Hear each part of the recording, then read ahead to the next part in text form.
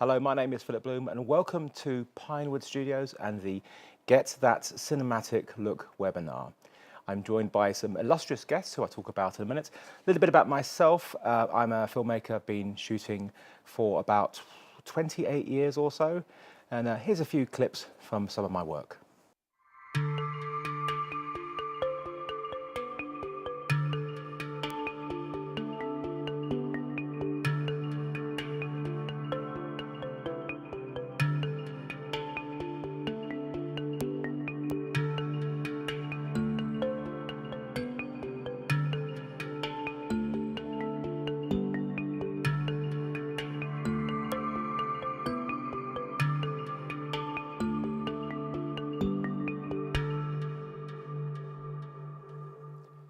So with a title called Get That Cinematic Look, I think you can probably guess what the webinar is about. But we're also going to be announcing the winner of the short documentary competition, where you can win a Sony FS7 II or A7S II. We do have a hashtag to use for any social media you do on here. It's hashtag is Sony Video Production. So during the webinar, it's about an hour long. We will have a Q&A at the end, so do ask your questions during that, and we'll get to those at the end. But enough from me. I want to introduce you to way more interesting and entertaining and hilarious people. Well, actually, no, we've got Philip White. Tell us who you are. I am an event filmmaker based here in the UK. I specialise in weddings. I choose to film my weddings with a really simple, stripped-back approach that we will talk about later.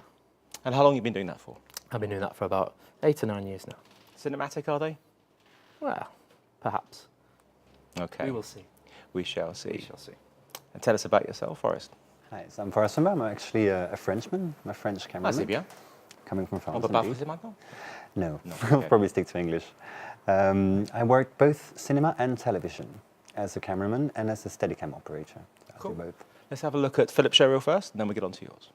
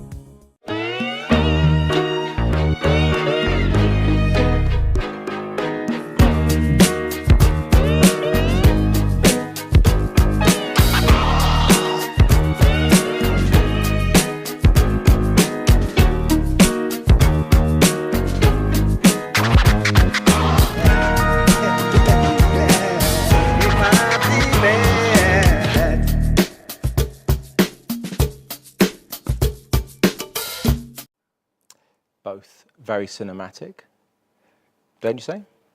Yeah, Lovely, lovely stuff. So cinematic, though, it's one of those words that it can be anything. Can you sum it up in like 5 words or so? Maybe not 5. Maybe How not many? 5. We've only got like 55 minutes Three. left. It needs to be engaging. It needs to provide an experience. It needs to be beautiful. Engaging, Yeah, beautiful, and an an experience. experience. Okay. What about anything technically? I don't like thinking about the technical aspects of it. I want to put myself in the experience of a normal person who's watching a film, who has no idea about technology. Okay. They don't think about technology, do they? But you aim to be cinematic, though. I do. What I do. made you want to be cinematic? What has driven you to be cinematic? The look, the story. Yeah, I like telling stories through my films. Okay. Yeah, that's cinematic, isn't it? I suppose so. Forrest, tell us, cinematic, how can you define it? Well, cinematic has got cinema inside of it. That's, So I guess the well, obviously experience that's is... the word. It has the It's word in cinema, it, yes. and it's attic. For me, that's what sums it up the most.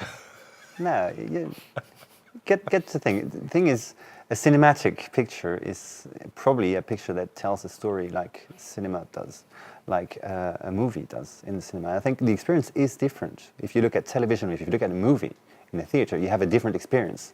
So it boils down to that, actually. People asking for a cinematic picture, they want to have this experience. So I actually join you on this one. It's an experience. Your picture has to tell a story. Am I going to be the person who says it also needs to do some actual technical things, which I believe are also important to make it cinematic? Yeah, we can get into that. I think we Yes, need. There are you are. many. Without doubt, I applications, agree. indeed. Cinematic is, the thing is, cinematic. It can be anything, and it can, you go to cinema and things can look completely different to other stuff. We can talk about frame rate. Frame rate is important. I generally shoot 25p because it's for broadcast in Europe and around the world. US, then I shoot 24p. If it's going to go to film, then 24p. I hate higher frame rates. I don't. Interlace for me is about as uncinematic as can possibly be. You can make it be the most beautifully composed thing and most beautifully lit thing, and it's an interlace, and suddenly I'm going, whoa, this looks like TV, cheap TV.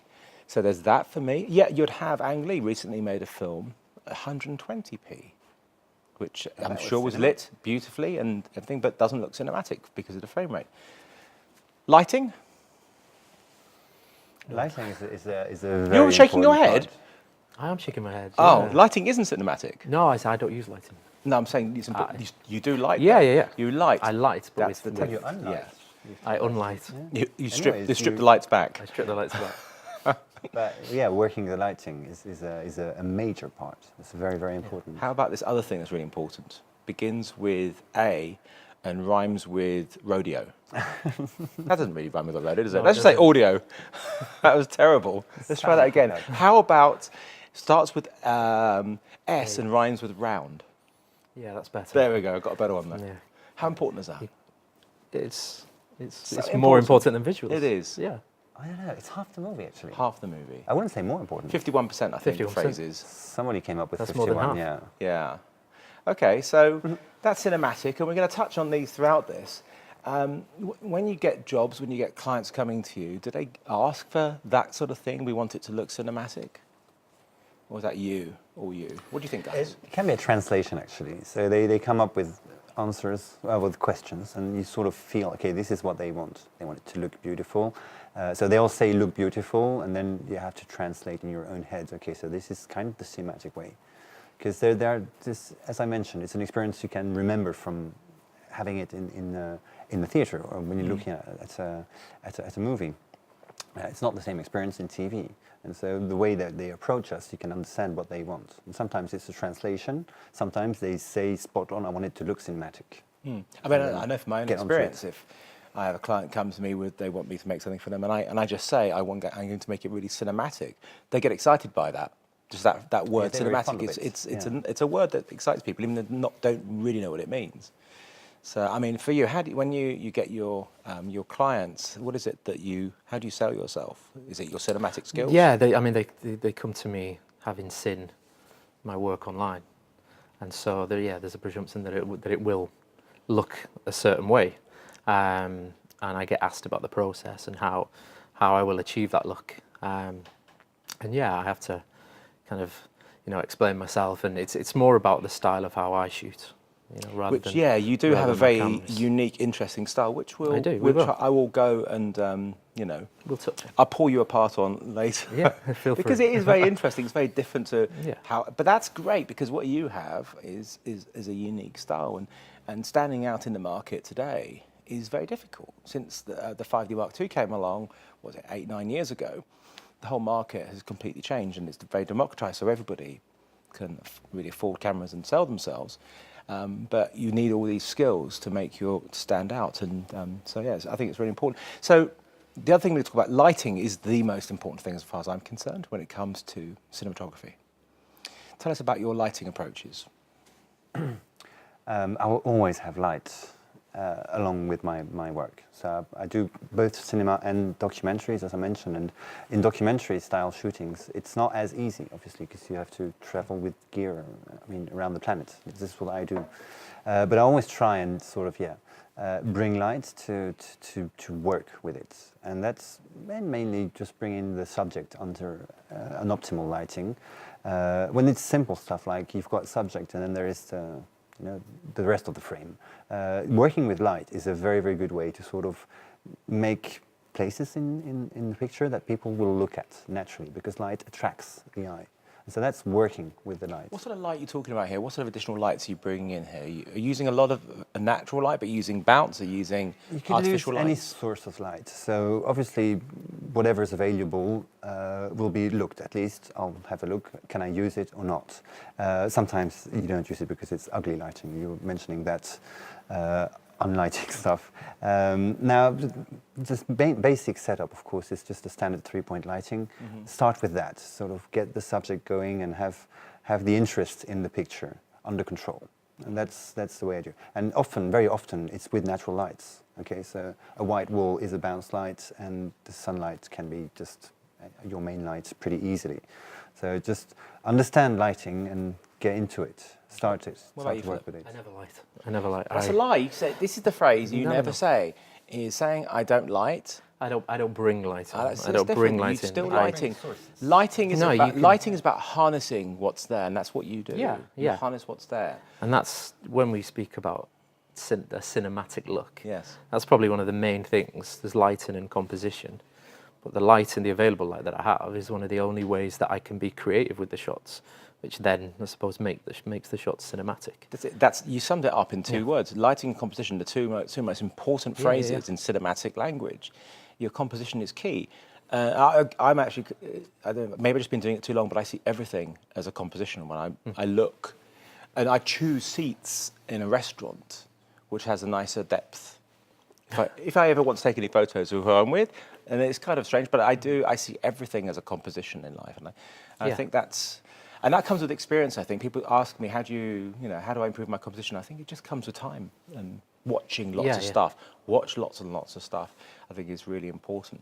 So you work in generally not the same place, but the same sort of places, and you work in completely random places.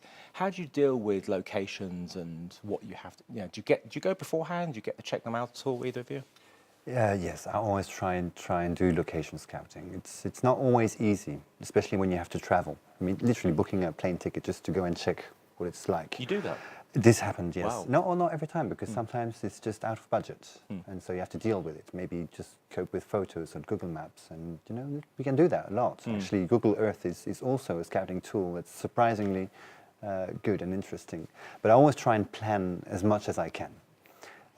If you consider documentaries, it will, of course, eventually be different than the way you planned. Something will happen, something will come up that will change. But the more you can get planned, the better you can handle actually those things, the more you can foresee them coming.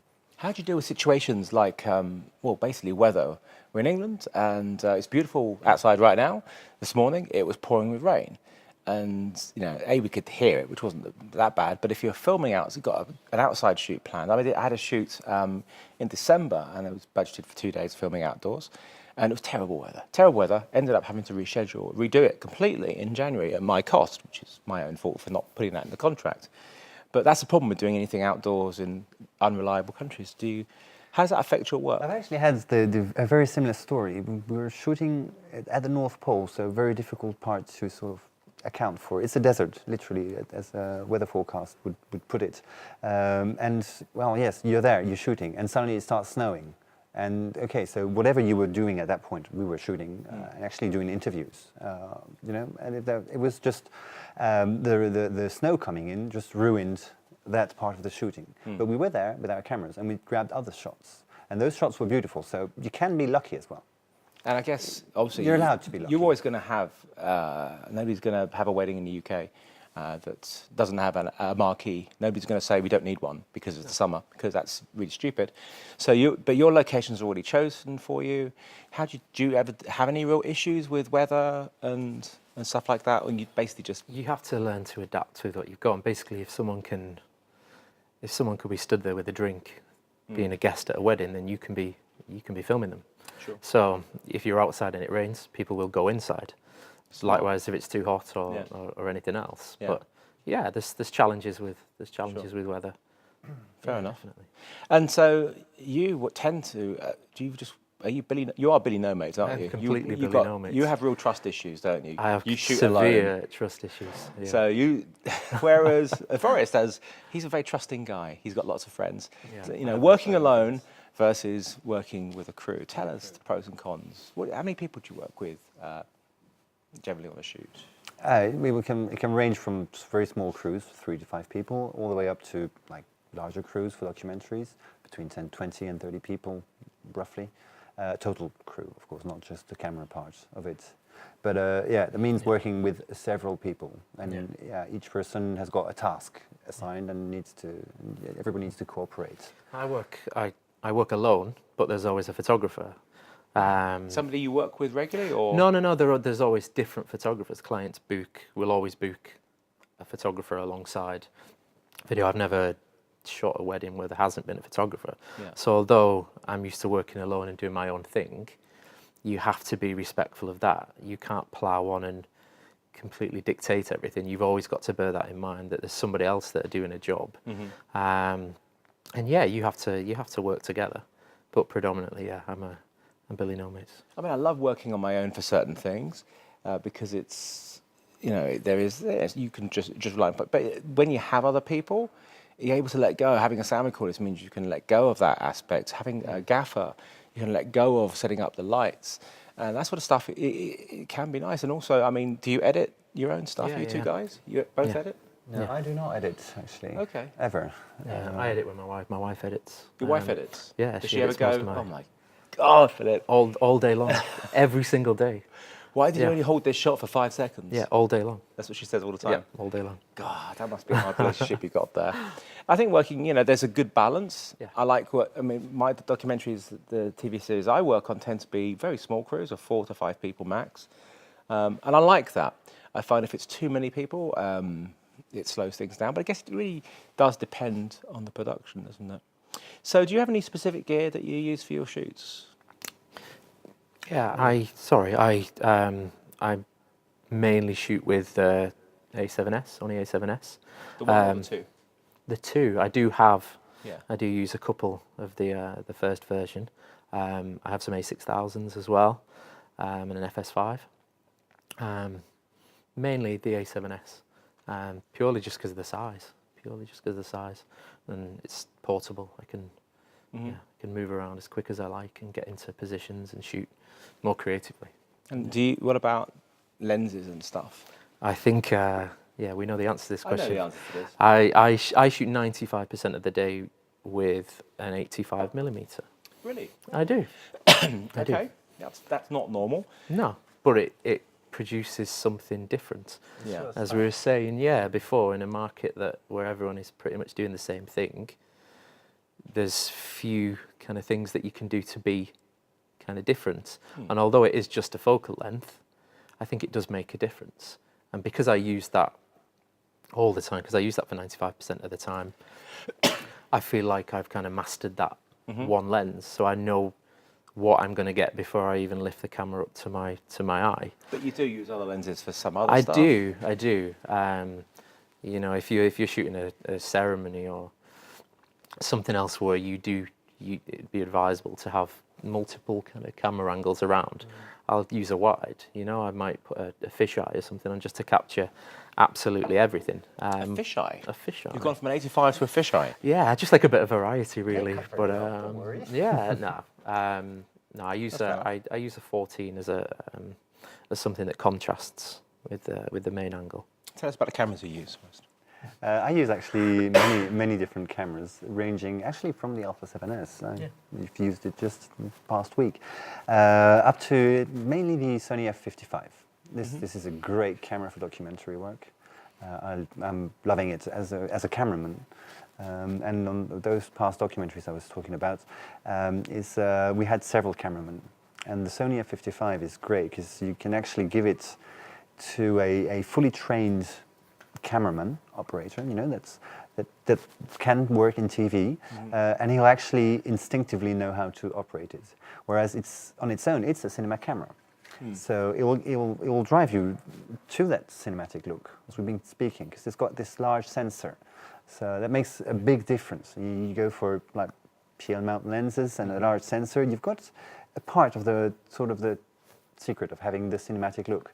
But then I had several cameramen, and so I needed a camera that they can just sort of grab and, okay, well, they need to still be able to operate on a camera as trained TV cameramen. That was a great part of it. So I mean, I I'm use very fond of the the 55. FS7 as my main camera, and the FS5 as my B camera, and like an A7S II as a gimbal camera or an A6500. Because I think the FS7 does pretty much. I used to own an F55, and I sold it because I realised I was using my FS7 the whole time. It's more practical as a documentary filmmaker for me to use that camera, and I've been using the FS5 with the RAW out, and it's been giving me some, not shooting RAW, but shooting the RAW signal to give me the 4K 10 bits, ProRes recording and 60p and stuff. RAW, and either of you shoot RAW? And what about picture profiles? Where do we go on this? You shoot RAW. I'm probably the only one shooting RAW. In documentary, I'm one of the only ones shooting RAW all over the world, actually. So, which is kind of a, you know, it rings a bell. Maybe we're doing something completely stupid, but it's a lot of fun actually, and it's. How many suitcases do you use just for hard drives? Actually, just one, but it's 80 liters. An 80-litre. Hang on, you can't put your rushes in a suitcase. You've got to carry them with you. Yeah. That's along with crazy. another. You terrify me. You terrify me with all this raw data. Who deals with it all? We actually, at the North Pole, we did it on our own. Each cameraman had a computer, and we were emptying that on hard drives. And we had actually segmented the stuff, so we How many get 48 terabytes a day, roughly, were you averaging per person? per person. Probably 2 terabytes, maybe 1.5. I shoot about, I don't know, 40 gig in a day on one card. Plan it ahead. That's all. It's very easy to do once you planned it ahead. If you do not plan it ahead, then it will just miserably fail because it's large file storage. But I don't shoot RAW. I shoot RAW for all my stills, of course, and I shoot RAW occasionally for video for certain things, but very rarely. It's all about the profiles of the cameras. I shoot log mostly for certain cameras, but there are picture profiles I use for the A7 series. But for the FS cameras, I shoot log. What about you guys? I don't shoot log. I shoot PP1 with Cine 4, and I said before that I push the blacks in camera, just because I like to see that Push, kind of. you mean squish Yeah, them? down to all the way down to -14. Why? Because I like to see that in in. great dynamic range, and you're just taking it away from it. Because I like to see it. I He's like got to you an see those iPhone to blacks shoot when on. You should. I like to see it when I'm there shooting. You have no imagination. I have no imagination. I appreciate log, and I have shot log before, but you know what?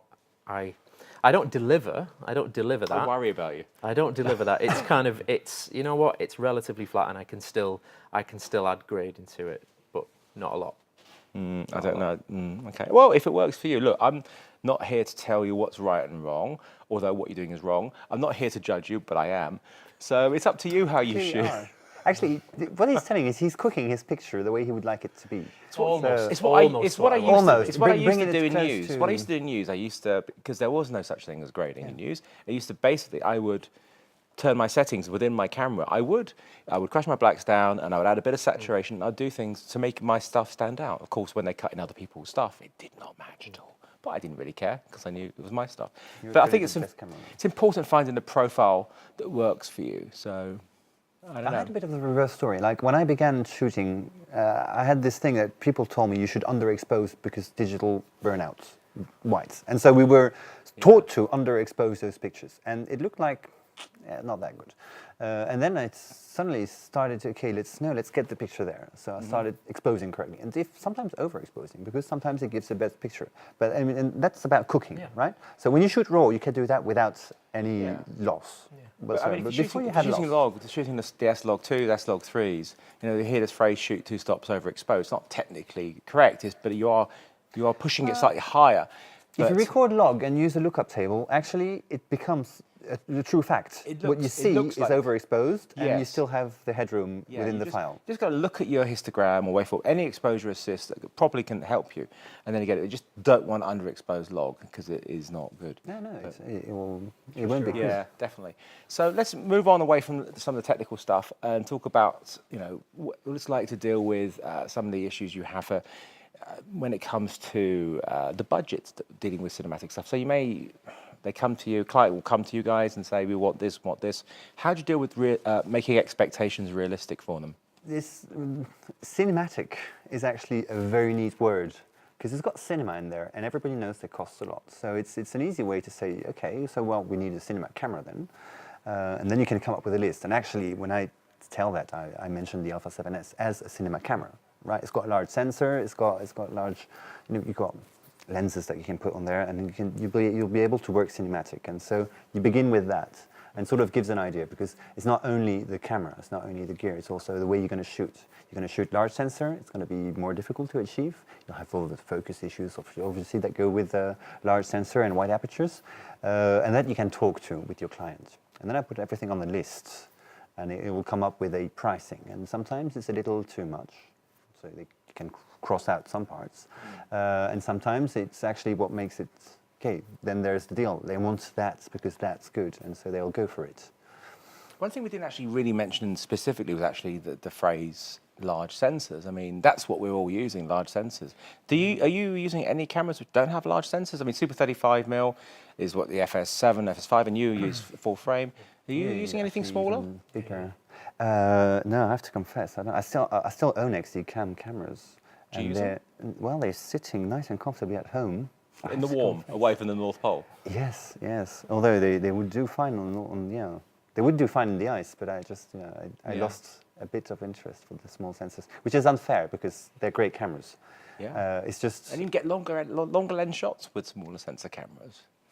Don't have to. Yeah, that's the wow. thing. Yeah, we had 1400 millimeter on the. That's nice. That was cool. 1400 millimeters. That should be your new niche. Is like 85. That's too wide. I want 1400. No. Basically, you'll just have to stand about 2 kilometers back for every single shot. But if you're chasing a polar bear, yeah, you want those kinds of things. That generally happens in weddings down in Berkshire. Sometimes. No. But also, don't forget, you can ask questions, and we will get to the question and answer section at the end. But just wanted to remind you to ask questions and make them, especially ask questions about why on earth Philip wants to just shoot 85 millimeters, because I think that's a great question. Don't you think so? I think so too. Okay, locations. Your locations are chosen for you. Yeah. And you don't really have a say in anything, to be honest with you, about what timing or anything happens. I love winter. I love sort of autumn light. I like winter light, as long as it's not too north when you have no light. But timings of day and filming, and how do you deal with like June, July? Do you break up your day for your shoots? How do you deal with midday? Sunshine and stuff like that. Do you choose what sunshine? Yeah, it's always a bit boring actually. So I don't know. What I always do if I go on a location is I'll grab my phone. I'll have those sun seeker applications and just look where the sun will be at each time of the day. So sort of gives me an idea, and so I know where the shadows will get casted, and so I know how I would place the cameras and stuff like that. So this is anticipation. It's part of location scouting, as I mentioned. And those things, you can take pictures actually. So just grab those stills and have them sitting on my phone, and I can actually then add them to the production booklets I'm preparing for the shot. Again, do you have any say in when they go outside to have the photos taken and you get the stuff? I love kind of the height of summer. I love really bright sun. I not right above though. I will shoot into the sun. I think the sun's great, yeah. Yeah, and I think I looked back a few weeks ago at one of my workshops, and we analysed a film, and everything that was shot outside during that afternoon period, everything was shot in the same direction, and I hadn't realised that it must have been a period of about 3 hours, and I hadn't changed direction. Everything I shot was one particular way, just shooting into the sun just to get that look. And yeah.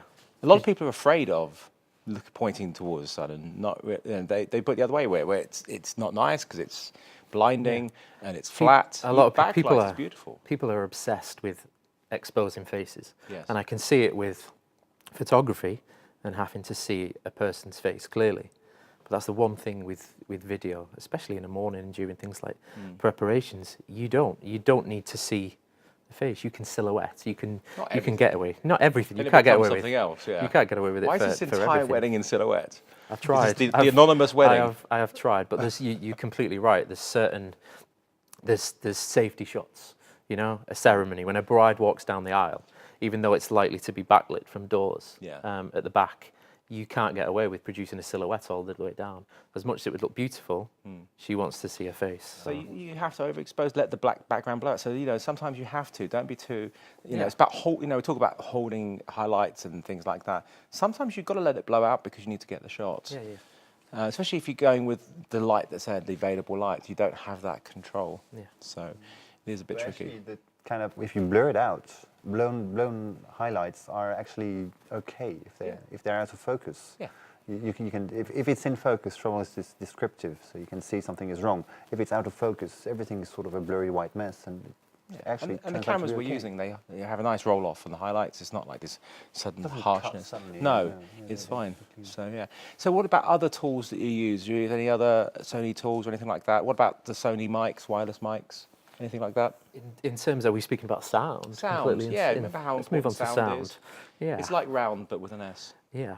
I have spent years and years looking for the perfect kind of options with sound. Yeah. And I think I've probably gone from choosing the most expensive things that I could find to now using probably the most cheapest things that Sony have on the market, which are quite literally tiny little dictaphones. I can fit 10 of them into the space of what takes up the space of a mobile phone. I can take them with me. I can mic people up within seconds. And Just you with know a what? dictaphone. Yeah, tiny little kind of dictaphones.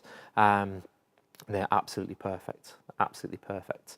You've got to think about, you can be miking up kind of, women wearing dresses, and you know what? It's not appropriate to and it's a wedding, to be feeding cables and clipping on mic packs. And you know what? Sometimes just to be able to just clip something on in a second that produces really good quality sound is not visible? It's perfect. No, because the main bit of it will go inside, so you just have the tiny Inside little. what, into a pocket? Yeah, as much as kind of our mics are kind of visible now. So. Yeah, I'm a big believer in actually not seeing the microphones because, it's different. We're doing a live. It's fine. We're not pretending that we're real life. But yeah, I hide mics. I use Rycote undercovers for my lav mics, hide them as much as possible. But of course, if you're going to be doing stuff like that, you need to be really careful about monitoring audio because you shouldn't ever record audio without hearing what it sounds like because that's like shooting video without looking at your screen. You never should do that. You can't with those sort of things. Yeah, you can't with a wedding. We spoke about it before. Even if you can monitor audio, and then if something goes wrong or you need to readjust something, you can't do it. You can't. The times that you were recording that audio are going to be ceremony or some speeches, and the times where you're not going to stop it and say, "Let me readjust this," or "Can we do that again?" So the safest option and the most sensible option, and I think what 90% of people are doing nowadays is just recording straight into people's pockets. Nice. Most people still do it with a little kind of lav mic and a cable, and they'll drop the recording device into a pocket, which is absolutely fine. But yeah, I just think I've just started over the last couple of years just with a little dictaphone. I used them as a backup initially.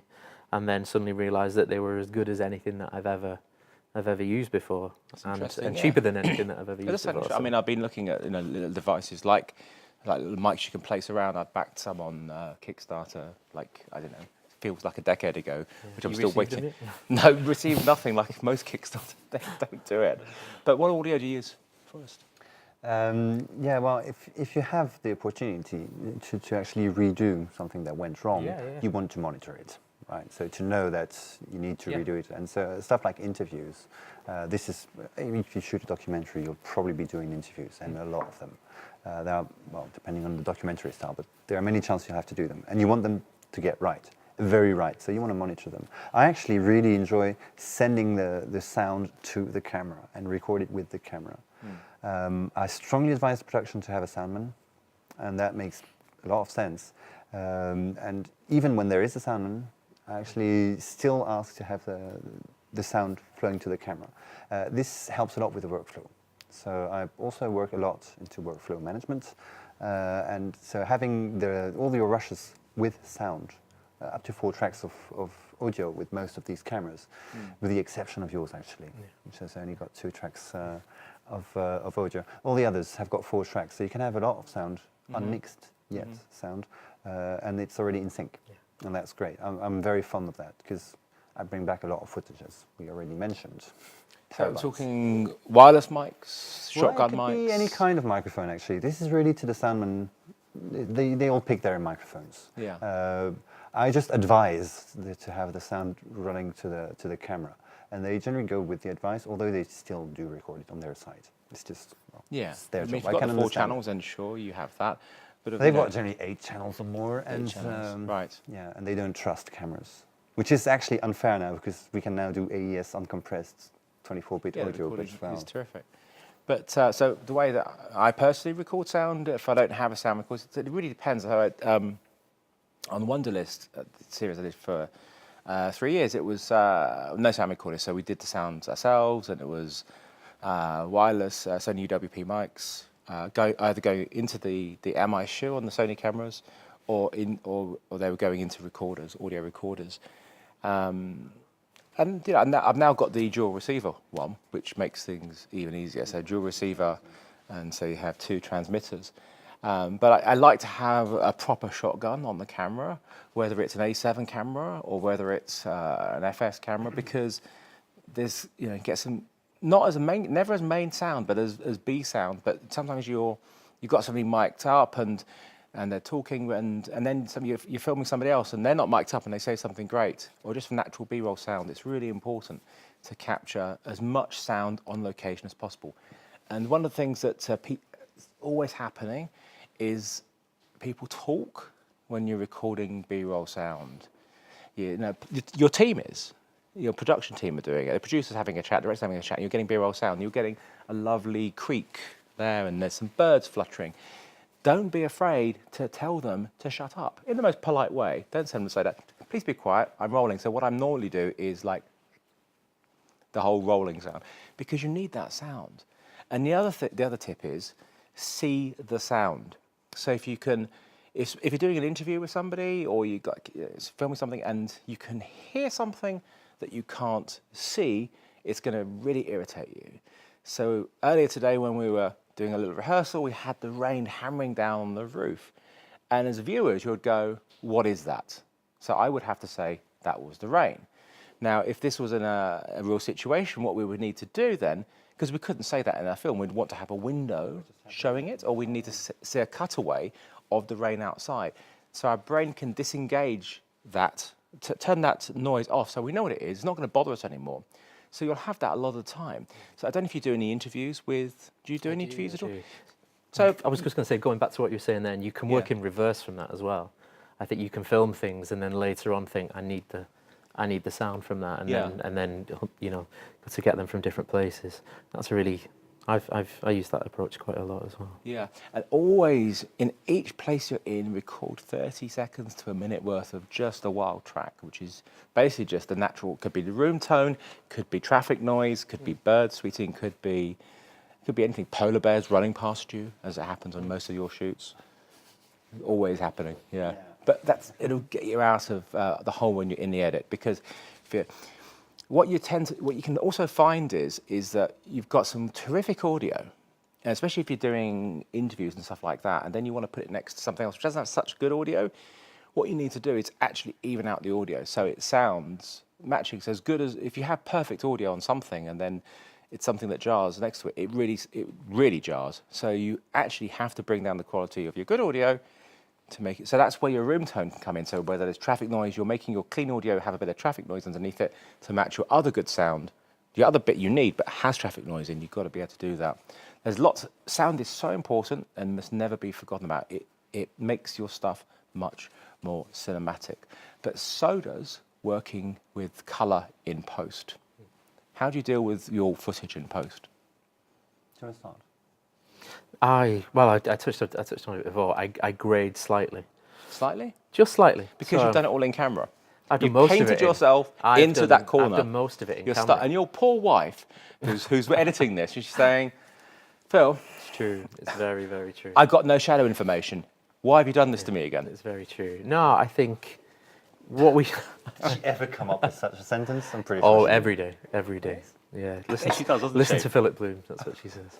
I said it before. I like to see. I like to see the results, and so maybe when I grade, you know what, I'm adding 5%, 3%, something like that. You know, less. And I think that's another thing about we're talking about being cinematic, and there's a temptation, and we said about going back and looking at your when you grade.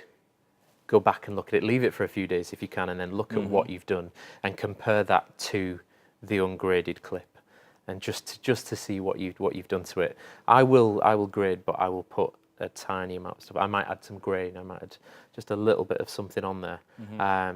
But you learn over years, don't you? You know, you said before you look back at older work that you've done and you think, why did I think that ever No, looked good? I never thought that ever. No, Ever. I've never looked back and gone, I could have done that You were talking better. about somebody else. Yeah, you talking must about- be thinking about some other webinar you did. I don't know must what you're have been, talking I about. must have been. No, you But do. yeah, You you've go got back to- and look at. You get. You know, my grading has improved drastically over the years, and it is less is more. You often go too far, and you do want to dial it back. What happens to your footage? All the jobs I've been doing for these 5 years have been graded. Sometimes slightly, like TV documentaries are not that much graded. It's evened out, just cleaned up and make it nice. Some go under a very heavy grading process with different people. Sometimes I actually do the grading myself. Most of the time I get a digital grader to work with me on those jobs. It changes a lot, the picture. We were talking about important stuff in cinematic look. I would strongly advise getting into grading, not necessarily as the colorist yourself, because that's a lot to learn, although it's worth it. Just think of the photographers, still photography. They all learn Photoshop by now, all of them. They shoot raw, and you do the same. You just admitted it, and then they'll bring it to the computer, and they'll do the whole development. You know, you develop your raw, and there's so many ways you can develop this picture, and it's a two-part process. You shoot it first and try and get it as good as possible when you shoot it, and then you develop it and you make it as good as possible, right? Photographers have actually learned Lightroom and Photoshop and all those tools. There are others.